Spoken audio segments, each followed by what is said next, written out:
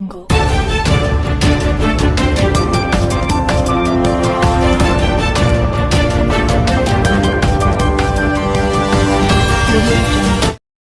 Times of Gujarat ન્યૂઝમાં આપનું હાર્દિક સ્વાગત છે. વાત કરીશું આજના મુખ્ય સમાચારની. વડોદરા શહેરના ગોરવાના મધુનગર બ્રિજ પાસે આવેલ ફાતિમા રેસિડેન્સી ખાતે જાહેરમાં સામાન્ય બાબતે ઝઘડો કરનાર બંને પક્ષના 8 ઇસમોને પકડી તેઓના વિરુદ્ધમાં કાયદેસરની કાર્યવાહી કરતી વડોદરા શહેર Gorwa police team.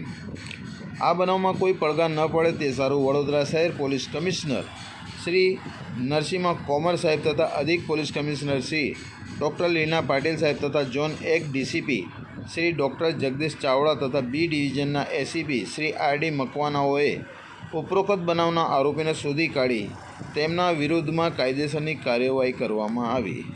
Report Shabbir મુલતાની, વડોદરા, ગુજરાત.